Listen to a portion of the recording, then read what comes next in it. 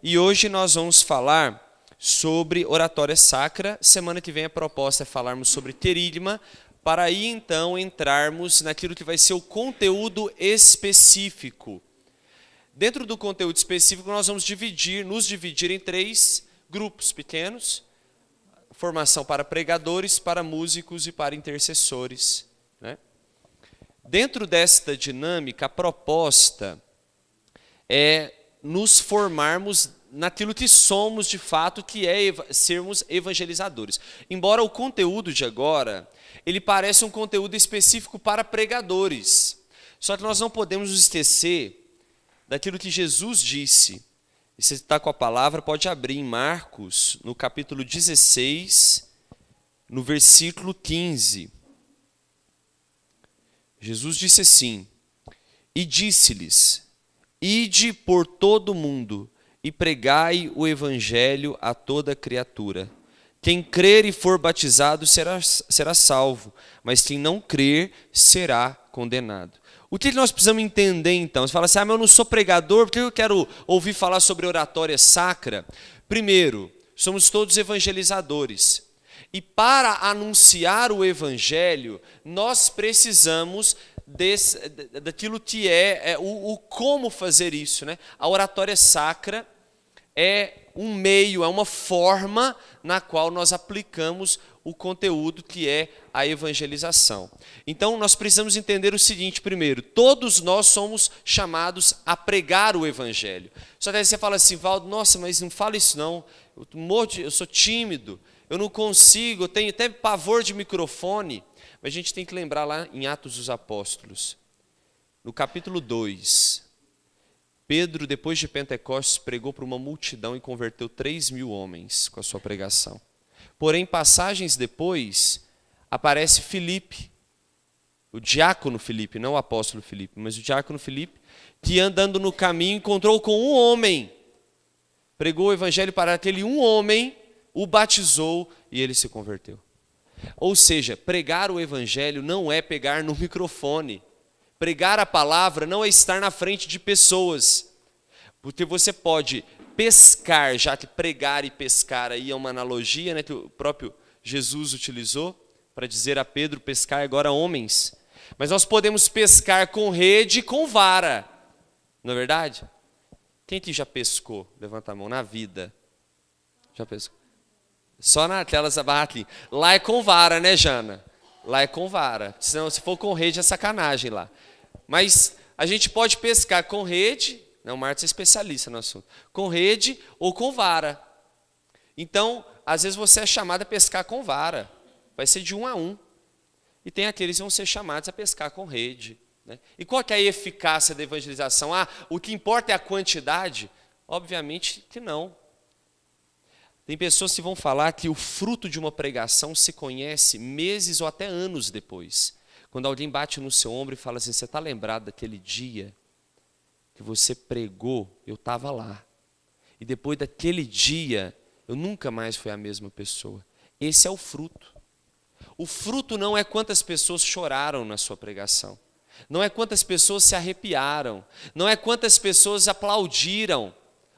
Ou falaram bem de você depois da pregação, porque isso não é fruto de pregação, mas o fruto vem com o tempo. Então a pregação, ela pode ser feita assim como a pescaria, né? Com a rede ou com a vara. Então isso precisa ficar claro para nós, para que você não tampe os ouvidos: eu não sou pregador, não preciso ouvir isso. É para todos. Então vamos lá.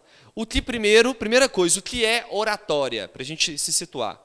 Oratória é então a arte de falar bem em público, de forma eloquente. O que seria essa palavra eloquente? É com desenvoltura, sabe? Com facilidade. Sendo uma forma específica de comunicação. Ou seja, se comunicação é uma ciência, então uma forma de comunicar seria a oratória. Para muitos autores, a oratória pode ser considerada uma arte, mas também uma ciência.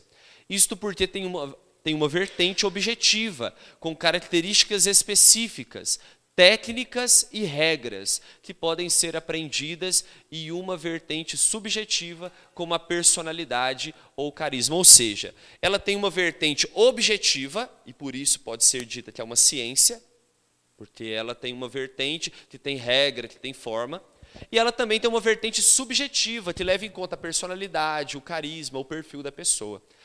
Oratória, vamos lá.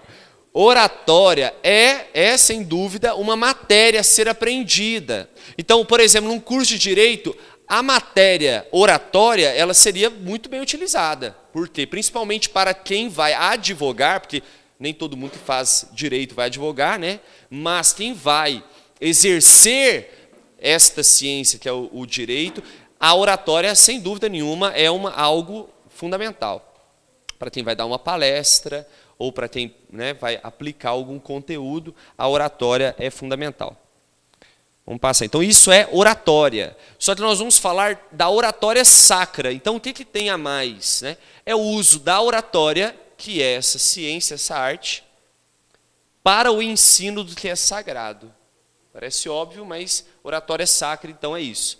Na Bíblia, encontramos exemplos de como a forma de se expressar influencia os ouvintes. Certa vez, após Jesus terminar uma pregação, vai dizer lá em Mateus 7, 28, a multidão ficou impressionada com a sua doutrina.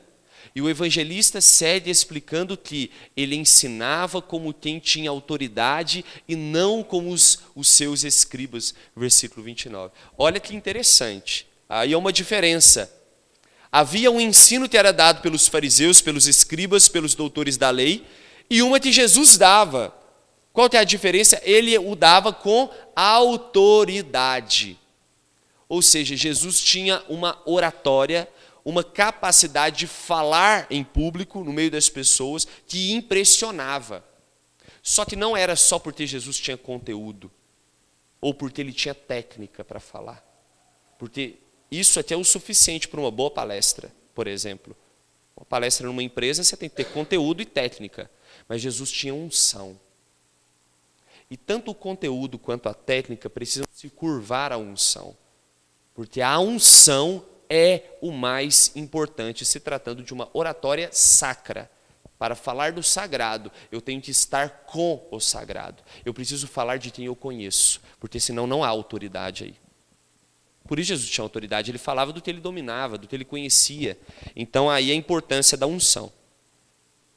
Então aqui, eu acabei de falar agora, né? Lembrando lá também, falava no começo, para iniciar a escola, eu falava da importância desse tripé, que nós também estamos seguindo aqui na escola, que é o conteúdo, a técnica e a unção. Então o conteúdo é o que pregar, a técnica como pregar e a unção, por que ou por quem pregar. O conteúdo, então, gente, depende do quanto você busca conhecer a Deus. E não é um conteúdo somente se tem nos livros, mas que se tem também diante do Santíssimo Sacramento. Uma experiência, um conteúdo que se tem também na vivência entre os irmãos. Quantas vezes você viu uma pregação que o sujeito falava, não, aconteceu comigo um fato, aconteceu lá, que eu estava lá no Paulo VI, e o sujeito entrou armado lá, mas Deus falou comigo isso naquele momento, por exemplo. Um fato que aconteceu comigo e eu coloco Deus na cena, entende? Ou seja, aí é um exercício do conteúdo, mas um conteúdo inspirado por Deus. A técnica, que é o que nós vamos falar também um pouco, o como pregar, o como anunciar, o que nós devemos evitar e procurar fazer, eu vou falar disso. E a unção, gente, não é somente o ardor missionário, ou falar com eloquência, com parresia, com ousadia profética. Não é somente isso, unção. Unção, ela vem de um transbordar da nossa intimidade com Deus. Onde eu passo a ter unção, não só no falar de Deus, mas no meu apostolado, por exemplo. Eu passo a ter unção na minha vida, em geral, no meu trabalho, no que eu faça ou tenha. A unção vem principalmente da minha relação com Deus. Primeira pergunta que nós devemos fazer, se você tem unção ou não, como anda a sua vida de oração? Como anda a sua vida de oração? Quero ter unção, eu tenho de ter vida de oração. E detalhe, você quer ter mais unção, você precisa, além de cumprir a obrigação, ir além da obrigação. Porque aí é um transbordar, é ir além na unção. Ou seja, além daquilo que me é obrigado, no que é pedido dentro da comunidade, que já é algo, né, muito em comparação às pessoas que não vivem o que a gente vive, eu preciso ir além, buscar mais o Senhor. E isso, então, vai gerar unção no seu ministério, no seu apostolado. Essa palavra aqui, eu a tenho na primeira página da minha Bíblia. Porque, para mim, ela explica por que eu uso Bíblia, por que eu tenho Bíblia, por que a gente procura a Bíblia, né? Está lá em 2 Timóteo, capítulo 3, versículo 16. Toda a Escritura é inspirada por Deus e útil para ensinar, para repreender, para corrigir e para formar na justiça. Por ela, o homem de Deus se torna perfeito, capacitado para toda boa obra. Ou seja, a palavra do Senhor, ela é para nós o instrumento da pregação. Se nós vamos pregar ou anunciar, nós precisamos anunciar algo. E é a palavra de Deus. Então, isso, né, nós precisamos entender e compreender para que ela serve. Para ensinar, para corrigir, para formar, para repreender. O objetivo da oratória sacra é servir-se da técnica sem extinguir a unção. O objetivo, portanto, é, então, ensinar, transmissão do conhecimento. Então, para que pregar? Eu ensino, transmito conhecimento. Para repreender, advertir, aconselhar, orientar. Corrigir, que é mostrar o que é correto. Formar, que é dar a forma correta. Mas qual é o parâmetro? O que eu devo usar para ensinar, para corrigir, para repreender, para formar? Sempre Jesus Cristo. Jesus Cristo é um modelo. Ele é o modelo do ensino, ele é o modelo para repreender, ele é o modelo para corrigir e ele é o modelo para formar. Então, Cristo é o modelo da nossa pregação, do nosso ensino. Então, pregação. A pregação traz consigo todos esses elementos. Porém, além disso, a pregação precisa vir acompanhada da unção, que é a graça de Deus sobre o conteúdo anunciado. O anúncio do conteúdo por meio da técnica, por si só, é apenas um ensino, a palestra, como eu disse. Com o poder do Espírito Santo, se torna ocasião de experiência com Jesus. Então, quando você vai pregar, se você prega o seu ministério, né? Tem alguns aqui que são pregadores mesmo. Ou até aqueles que conduzem a oração, por exemplo, estão à frente e às vezes falam para muitas pessoas, né? Se você que fala para muita gente, você entende que a pregação aqui, ela é um encontro com Jesus, então você acertou. E se você prega para uma pessoa, você vai lá, você trabalha com uma pessoa e você fala de Jesus para aquela pessoa, só você e ela. Ou às vezes uma pessoa vê você todo dia com um crucifixo, com um sinal, e fala assim, deixa eu te falar, estou vendo que você é uma pessoa de Deus. Precisando de orientação, não sei o que eu faço, mas se você anuncia, mas o propósito desse anúncio é promover uma experiência, um encontro com Jesus, então você está pregando. Pregar, meus irmãos, é unicamente provocar uma experiência, um encontro com Jesus Cristo. Isso é pregar. Falar, isso não é só falar de Deus, eu preciso pegar na mão do irmão e ele vai aqui, isso aqui é Jesus Cristo. Ele é tudo, ele é o modelo, é ele que você tem que seguir, é ele que diz isso, isso e isso. As palavras que um pregador usa nunca são as dele, mas são as de Jesus. E às vezes, claro, você pode usar um santo ou uma pessoa, né, que seguiu Jesus para usar também como um exemplo, mas são as palavras de Jesus que nós devemos anunciar. Senão a gente acaba se tornando um aconselhador, né?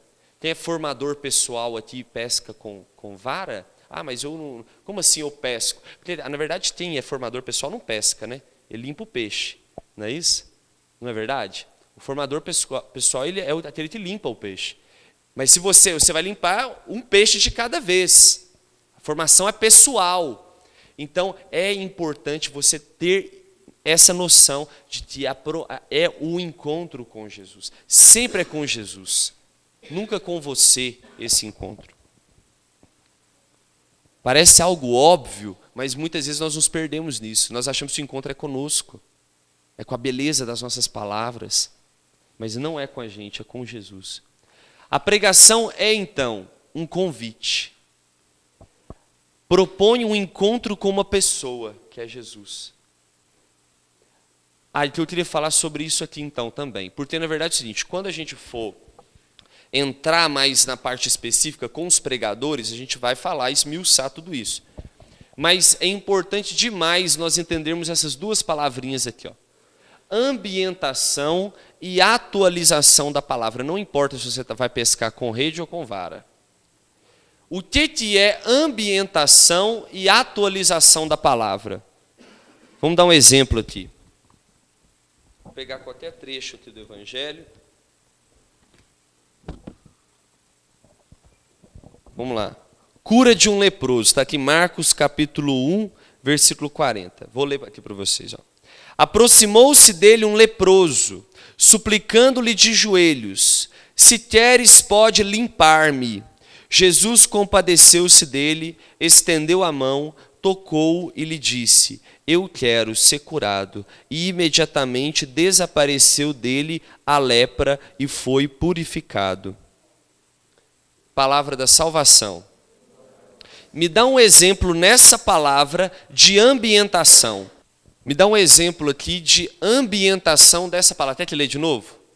Todo mundo sabe? A cura de quem aqui? Do leproso, tá. Aí ele foi e pediu para Jesus limpar ele. Se queres, pode limpar-me. E Jesus disse o quê? Eu quero ser curado. Fica limpo, né? Me dá um exemplo aqui de ambientação. Não existe uma forma só. Mas me dá um exemplo de ambientação dessa palavra. Um pregador vai pregar, ou às vezes você vai anunciar essa palavra para alguém. O que seria uma ambientação? Hein? O que é ambientação? É você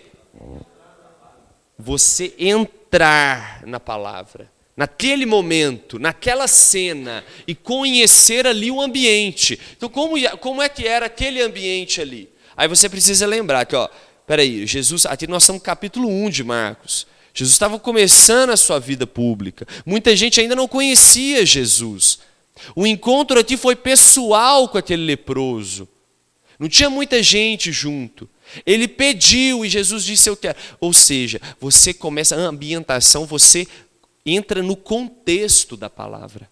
Você pega o texto dentro de um contexto. Isso se chama ambientação. E a atualização, o que seria? Você pega aquela palavra, aquela cura, e você traz para o momento de hoje. Aí você vira, está vendo esse leproso que Jesus curou? Jesus quer curar as suas lepras também. Jesus quer limpar você também da sua imundície. Talvez você não tenha lepra de fato, mas você tem uma alma leprosa. Você tem um coração leproso. Isso é atualização. Gente, isso é de lei numa pregação. Isso é técnica de pregação. Toda pregação que se preze tem ambientação e tem atualização. E às vezes você fala assim, o pregador quando está começando, ele às vezes usa isso. Ele primeiro vai ambientalizar e depois vai atualizar. Ele está começando. Mas um pregador um pouco mais experiente, o que ele faz?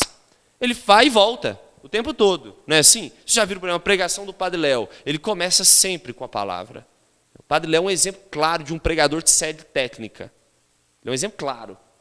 Você pega a pregação do Padre Léo e começa pregando. Não é à toa que talvez seja o maior pregador que a gente já viu aqui no Brasil. Talvez, provavelmente. Pelo menos para muitos é. Oi? Segura para nós aí, Tolinho, por favor. Você não trouxe a sua, que ela é na minha, né, rapaz? Esperto. Tô brincando. Mas você pega o Padre Léo, ele é rigoroso com técnica. Ele começa com a palavra. Ele não prega outra coisa, ele prega a palavra. Então ele pega a palavra, lê, e às vezes, muitas vezes, você pega o Padre Léo, ele lê um versículo. Eu lembro de um acampamento, primeira vez que eu fui na Canção Nova na minha vida, foi inclusive com a Missão Maria de Nazaré. Primeira vez na minha vida que eu fui. Eu lembro que o Léo tinha um cabelo, batia aqui, atrás aqui, tem a das antigas, lembra. Mas, nossa, tinha Luana, Flávia, era uma turma, se estiver vendo o vídeo aqui agora, vai lembrar. Mas assim, lembro que foi até naquele rincão antigo, porque o novo não estava pronto ainda, e o Padre Léo pregou, estava um sol de rachar, e eu lembro que ele pregou o retiro inteiro, o final de semana inteiro, com um versículo. O final de semana inteiro com um versículo. E aí ele pegava a palavra, aquele trecho, e fazia a pregação inteira. Mas o tempo todo, ambientava, atualizava. Ambientava, atualizava. Isso é o motor da pregação. E não é se você prega com o microfone para muita gente. Você, quando vai pregar a palavra para sua mãe na sua casa. Ô mãe, aqui, não entendi. Sua mãe chega para você, não entendi essa palavra aqui não. Ô mãe, você atualiza, mas você tem que você ambientaliza, mas você tem que atualizar. Porque senão vira só um texto histórico, um fato, um acontecimento longe de você. Mas você atualiza, você traz para a vida. Né? E o anúncio de uma verdade com parresia. Né? Então, a pregação ela precisa ser o anúncio de uma verdade. Uma verdade. Mas, primeira coisa, para não ser uma hipocrisia, ela precisa ser uma verdade que você acredita, que você vive também. Então é muito por isso, gente, que nós devemos ter muito cuidado, principalmente com quem anuncia para muita gente e se expõe. Por amor ao irmão, muitas vezes temos que ter cuidado se ele tem uma vida correta. Porque às vezes você coloca uma pessoa à frente, não só quem vai pregar, mas conduzir, por exemplo, e ele não tem uma vida de retidão, está numa vida de pecado. Isso não é exclusão, mas você está poupando aquele irmão. Então, por exemplo, na comunidade, às vezes por algum fato, o irmão precisa ser retirado, por qualquer fato seja. Às vezes é por amor ao irmão, você está o poupando de um julgamento, de uma situação, às vezes eu te falo, você está falando isso, mas você também não vive. Então, tem que ter uma vida de retidão para anunciar o evangelho, principalmente em meio a muita gente, porque senão o demônio vai acabar com sua raça, né? De perseguição e tal. Agora eu falei que a pregação mas o que a pregação não é? A pregação não é falar de si mesmo. Preugação, né? Já ouviu esse termo? Preugação. Você fala de você. Né? Às vezes a pessoa vai falar, fala só dela. Ela está promovendo um encontro com ela. Eu com você. Não é encontro com a Fátima Bernardo, é encontro com você, né? Você está promovendo só um encontro com você mesmo, com a sua história. É diferente, gente, quando você dá um testemunho. O que é um testemunho? O testemunho é uma ambientação. Todo testemunho que se preze, ele é uma ambientação para que no final seja uma atualização. Ou seja, eu dou meu testemunho de vida. Deus fez isso comigo, fez isso comigo, fez isso comigo. No final, a pessoa tem que dizer, do mesmo jeito que fez comigo, Deus quer fazer com você. Do mesmo jeito que aconteceu comigo, Deus quer que faça com você. O que é um testemunho? É o leproso da palavra de Marcos capítulo 1, contando o que foi que Jesus fez com ele. Isso é testemunho. Mas tem que ter atualização, ele quer fazer com você. Entende? Isso é testemunho. Mas testemunho é falar de si mesmo. Testemunho é falar o que Deus fez com você. Não é falar de você. Então nós temos que tomar cuidado. Pode ter experiência que for, prega muito tempo, nós às vezes nos perdemos nisso. Não é porque a pessoa só prega, não, às vezes uma pregação ou outra, a gente comete essa gafe, esse erro. E a gente precisa ir melhorando, porque afinal de contas o encontro é com Jesus. Tem gente que às vezes vai pregar, vai contar caso, vai falar, Valdo, o Padre Léo contava caso. Aquilo que o Padre Léo fazia é um elemento importantíssimo numa pregação, que se chama ilustração. Grava esses termos, tá? Principalmente você que quer pregar um dia. Ambientação, atualização, ilustração. O que é ilustração? Ilustração é uma parábola, uma história, algo que você está pregando para adolescente, você faz um teatrinho aqui no meio. Isso é ilustração. A ilustração é uma forma que você utiliza para gerar dinâmica na pregação. O Padre Christian faz muito, é um exemplo claro. O Padre Léo, o Padre Christian, o que é? É trazer ilustração. É como você imaginar, você vê a cena. Você traz ilustração daquilo que está sendo pregado. Não é contar caso, simplesmente, né? Mas é você ilustrar o que está sendo pregado. Pregação não é uma repetição cansativa e demorada. Mesmo quem prega há muito tempo tem que tomar cuidado com isso. Veja bem, quando você vai pregar, aí o fulano de tal te passa o tema, não é isso? Camila, coordenadora, me passa o tema da pregação. E na verdade, ela me passa duas coisas. O que é que ela me passa? O tema e o tempo. É os dois T's. Se você, numa pregação, for fiel ao tema e ao tempo, 50% da sua pregação já está feita. O que você foi chamado para fazer, você fez. Você foi fiel ao tema e ao tempo. O que são os outros 50%? É o conteúdo. É o conteúdo. É a qualidade que você trouxe para aquela pregação. Você pegou a palavra, você leu a palavra, você ambientalizou, você atualizou. 50% no tempo e no tema, 50%. Ninguém vai falar assim, sua pregação foi tudo aquilo que a gente não queria. Ninguém vai falar isso. Vai falar, não foi o que a gente pediu. Mas ela vai ser boa, vai ter qualidade se tiver os outros 50%, que é conteúdo, né? Que é unção também, que claro é o todo. Então o que é uma pregação espada? Comprida e chata. Então quando você não é fiel ao tema e ao tempo, você faz uma pregação espada. O que é a pregação comprida? Não é fiel ao tempo. Pregação chata, às vezes dói, né? Mas o que é a pregação chata? Ela não foi fiel ao tema. Tem muita gente, veja bem, para nós principiantes, não existe aquela desculpa esfarrapada. O Espírito Santo falou comigo, eu preguei uma outra coisa que não tinha me pedido. Isso é desculpa esfarrapada, né? Para nós. Agora tem aquelas pessoas, por exemplo, né? Como é que chama aquela pessoa lá, fundadora da UAS mesmo? Tipo ela, que não segue tema. Você vai na pregação dela, a gente viu lá, por exemplo, né? Ela mesma fala, eu não sigo o que vocês me passam. Gente, mas é outro nível, tá? Desce daí, entendeu? É isso mesmo, desce daí. Porque a unção aí, entende? É unção. Então, gente, nós temos que entender isso. Você quer, pregador, começa... Né? Seja humilde, começa o quê? Sendo fiel ao tema e ao tempo. Eu falo de mim, eu sou muito falho às vezes, nas duas coisas. Mas se eu quero ter qualidade, pregar direito, essas duas coisas são essenciais. Tempo e tema, para não fazer pregação espada. Outra coisa é que pregação não é uma ocasião para você fazer rir e chorar. Pregação não é isso. Você pode até usar um elemento ilustrativo engraçado. Você pode até usar um elemento ilustrativo que emociona, mas isso não pode ser a finalidade da sua pregação. A minha finalidade é fazer chorar, minha finalidade é fazer rir. Pode ser consequência, mas finalidade nunca, nunca. A finalidade é o encontro com Cristo, essa é a finalidade. Se vai rir, se vai chorar, isso aí interessa pouco, depende muito do perfil também do próprio pregador. E do coração da pessoa também, né?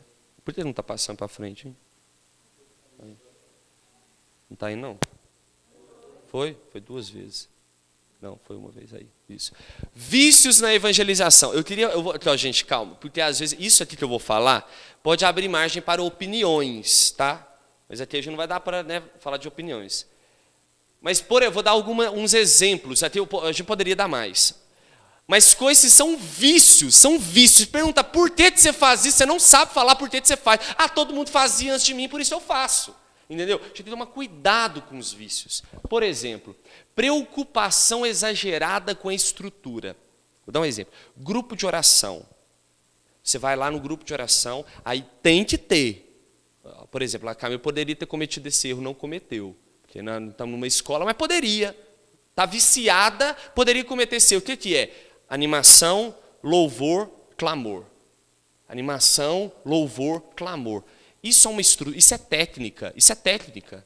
Isso é importantíssimo para quem vai conduzir oração, para quem vai conduzir um grupo de oração. Fundamental, mas não esteja preso nisso. Vai ter uma formação aqui, tem que ter animação, louvor e clamor. A gente tem, por exemplo, o grupo de quinta-feira. Não tem animação. A gente tem louvor e tem clamor. Entende? Aqui o que a Camila fez? Fez um clamor para abrir o nosso coração para a formação. Mas a gente tem que tomar cuidado com estar preso com a estrutura. Poderia dar outros tantos exemplos aqui. Né? Talvez você tá pensando também. Tem tantas outras coisas que a gente fica preso. Eu lembro direitinho, gente, quando eu estava no meu primeiro grupo de oração, Jesus.com, lá no Danilo Passo. Gente, tinha um sujeito, todo grupo de oração, que a hora que começava a falar, vem Espírito Santo, ele corria lá atrás, apagava as luzes. Tinha um ministério de apagar a luz. Sem brincadeira, ele era o cara que apagava a luz. Qual é a sua função? Apagar a luz. Gente, é um vício. Pode, num grupo de oração, por uma inspiração, apagar a luz. Tudo bem, mas todo grupo. Então, mas ajuda a rezar. Outro vício aqui, gente, muito presente. Fecha os olhos, coloca a mão no coração. Isso são coisas... Eu reconheço o meu vício. Eu faço muito isso. Mas nós sempre tomamos cuidado. Até que ponto isso... Estou falando que você tem que ser inovador o tempo todo, não. Existe o seu perfil também. A gente tem que respeitar o perfil. Cada um prega de um jeito. Mas tome cuidado com os vícios. Final de pregação, fecha o olho. Coloca a mão no coração. Reza comigo. Tome cuidado com os vícios, né? Isso tira a liberdade da oração e da ação do Espírito. Outra coisa, manias. Eu queria falar dessa mania aqui, porque essa daqui, vou dar um exemplo. Nós, no grupo de oração Maria de Nazaré, ou aqui no grupo de casais, quem vai pregar é o Lucas, que é da comunidade. Aí, gente, vamos chamar o Lucas aqui, estende a mão sobre o Lucas agora, clame com poder, vem Espírito Santo, agora vão rezar a Ave Maria. Sabe o que eu fico pensando? Por que o Lucas, ou eu, ou quem vai pregar, é mais importante do que quem está conduzindo a oração? Do que quem está cantando? Por que não faz isso com o Ministério de Música? Eu estou fazendo um questionamento, estou provocando, às vezes você tem uma resposta para isso, eu não sei. Mas por quê, entende? O grupo de oração não se resume na pregação, é claro, é o ápice. Na verdade, o ápice é o batismo no Espírito no grupo de oração. Mas eu fico me perguntando, às vezes, se isso não é vício, entende? Por que é Ave Maria? Por que não pode ser outra oração? Entende? Então assim, é para nos provocar. Para nos provocar. Às vezes você vai, nossa, eu sou viciado. Preciso de comunidade terapêutica, terapia, preciso de recuperação. Sou viciado. É para nos provocar. Por que você faz isso? Não sei, todo mundo faz. Isso é vício. Copiar o que os outros fazem. Gente, eu lembro direitinho, quando no comecinho da caminhada, tinha um sujeito, ele ia pregar e fazia assim, ó, com o pé. Não, ele levantava o pezinho. Aí foi, uma vez, ele achou que estava abafando, né? Aí foi perguntar, por que você faz? Não, é porque eu aprendi com o Padre Jonas. Aí o Padre Jonas vai pregar, ele levanta o pezinho. Ou seja, gente, por quê? Por quê? É lógico, às vezes, nossa, você prega parecido com o fulano. Às vezes acontece, mas você copiar outro pregador. E outra coisa, gente, pelo amor de Deus. Músico também faz isso, né? Tem que tomar cuidado. Agora, uma coisa, gente, pelo amor de Deus, para os pregadores, até para os músicos aqui, ó, pelo amor, não passe vergonha. Quando você for falar de alguém ou de algo que alguém falou, cite a fonte. Cite a fonte. Porque se alguém ouviu a mesma pregação que você ouviu, você vai falar assim, olha lá. Está falando que o fulano falou, também vi essa pregação. Gente, isso é vergonhoso. É vergonhoso. Será que o Espírito não é capaz de fazer algo novo em você? Você fica copiando pregação dos outros. Agora, tudo bem, eu gostei daquela frase. Cita quem falou. Fulano de tal. Esse dia eu estava vendo uma pregação do fulano de tal. E o fulano de tal falou uma coisa que me marcou. Tal. Ficou bonito. Você citou a fonte. É igual você escrever Isso é plágio, gente. Você vai fazer uma monografia, você vai escrever um texto. Você vai lá, Ctrl+C, Ctrl+V. Isso é vergonhoso. É vergonhoso. Então, você vai conduzir oração, vai pregar, cita a fonte. Da mesma forma,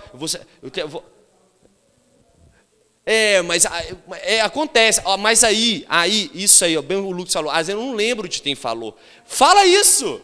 Eu não lembro quem falou. Mas teve um sujeito inspirado por Deus e falou o seguinte. Esses dias para trás, no domingo agora, né? Domingo agora. O padre, festa de Pedro e Paulo, o padre falou uma frase, eu até falei depois no grupo de oração, também me marcou, ele falou de alguém falou e eu falei do que falou, né? Foi a citação da citação. E ele falou uma coisa que eu nunca tinha ouvido. Aí ele citou, ele falou assim, um escritor cristão uma vez disse o seguinte, prefiro perder a vida do que a vida. Prefiro perder a vida com V minúsculo do que a vida com V maiúsculo. Ele não sabia quem era, mas ele falou que não era dele. Ele não falou que veio da cabeça dele, ele citou a fonte. Então isso também é importante, dá credibilidade. Mostra, às vezes você fala assim, mas eu queria que fosse eu. Gente, isso mostra que você estuda. Você vai citar um santo, como diz santo tal, isso mostra conhecimento, isso é importante. Eu pulei ao timbre, beleza. Isso aqui acontece, veja bem, é muito comum também com quem conduz oração. Eu tenho preocupação com isso. A voz da pessoa muda. Não. Mas o Senhor está fazendo a sua vida. Mas o Senhor quer tocar o seu coração. Gente, é horroroso isso. Sem falar que tem aí um pentecostalismo que é desnecessário.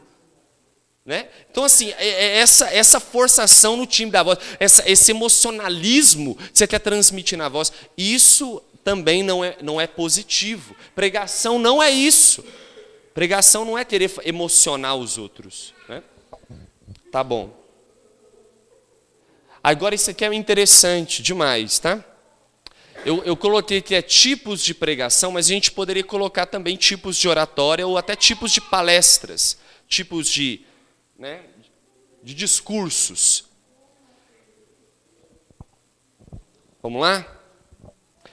Discurso explicativo é destinado à mente do ouvinte no qual se explica ordenadamente as verdades da fé. Eu vou explicar isso aqui, presta atenção, isso aqui é muito legal. Para quem pesca com vara ou com rede, não importa. Ó. Discurso persuasivo, direcionado à vontade do ouvinte, no qual se dá motivos mais do que fortes para que ele decida fazer o que proponho. Discurso emotivo, não é emocionalismo, mas é às vezes um discurso mais emotivo, direcionado à sensibilidade, à emoção, no qual tenta se comover o coração frente a uma verdade. E o discurso demonstrativo, dirigido à razão, no qual se dará provas filosóficas, teológicas e científicas para demonstrar uma verdade de fé, de razão ou de ciência. Que pregador aqui você é? Que pregador você é? Depende, exatamente. Gente, não existe isso. Eu só prego para fulano. Eu só prego para esse tipo de público. Gente, aqui o discurso vai mudar, o conteúdo não. O conteúdo não precisa mudar. Mas o discurso vai mudar, depende do público. Qual que é o seu público? É um público o discurso tem que ser mais emotivo? Ou é um público que você quer converter de forma persuasiva? Ou demonstrar, não, o cara é inteligente? Ou você vai pregar na faculdade. Vai pregar na faculdade com um discurso emotivo. Né? Você tem que pregar com um discurso demonstrativo, mostrando mesmo, argumentando. Um discurso explicativo, o que eu estou fazendo aqui agora é um discurso explicativo. Né? Que é o que destinado à mente do ouvinte, no qual se explica ordenadamente as verdades da fé. Então, vou falar, vou pregar, vou anunciar, eu preciso saber qual o público que eu estou falando. E às vezes acontece muito, viu? A gente não sabe direito o público, você preparou um roteiro de pregação. O conteúdo está ali. Inclusive, quem for pregador e for na oficina, nós vamos dar oficina de roteirização. Verbalização, roteirização e estrutura de pregação. Aí você vai lá e tem um conteúdo pronto. Você viu que você pensou que era adulto, é adolescente. O discurso tem que mudar. O como tem que mudar. O conteúdo não necessariamente. Gente, então nós já vamos finalizando. Eu queria que vocês prestassem atenção nessa história aqui. Ó. Vocês já ouviram falar de Olavo Bilac? Quem já ouviu falar de Olavo Bilac? É o príncipe dos sonetos, é um poeta brasileiro. Um dono de um pequeno comércio, amigo do grande poeta Olavo Bilac, abordou na rua. Senhor Bilac, estou precisando vender meu sítio, que o senhor tão bem conhece. Poderia redigi-lo em um anúncio de jornal? Olavo Bilac apanhou um papel e escreveu: vende-se encantadora propriedade, onde cantam os pássaros ao amanhecer, no extenso arvoredo, cortada por cristalinas e marejantes águas de um ribeirão. A casa banhada pelo sol nascente oferece a sombra tranquila das tardes na varanda. Meses depois, topa o poeta com o homem e pergunta-lhe se havia vendido o sítio. Nem pense mais nisso, disse o homem. Quando li o anúncio, é que percebi a maravilha que eu tinha. Ou seja, nós devemos anunciar com alegria, com beleza. Gente, se nós queremos convencer as pessoas a encontrar com Jesus, nós precisamos apresentar a maravilha desse encontro. A maravilha desse encontro. A alegria tem que transbordar em nós, porque eu encontrei o Cristo. E nós evangelizamos com esse propósito, porque eu encontrei e quero que outros encontrem também. Então, essa é a alegria do anúncio. E a conclusão, talvez, de um dos maiores pregadores do mundo hoje, né? Que é Raniero Cantalamessa, que é pregador do Papa, pregador da Casa Pontifícia. Ele vai dizer: nós, anunciadores da palavra de Deus, simples vasos de barro que carregam um verdadeiro tesouro, devemos conhecê-la profundamente e transmiti-la de forma verdadeira. Que nossos lábios sejam utilizados pelo Pai a fim de propagar a sua palavra salvífica. Pregar o evangelho é o que então? É o que?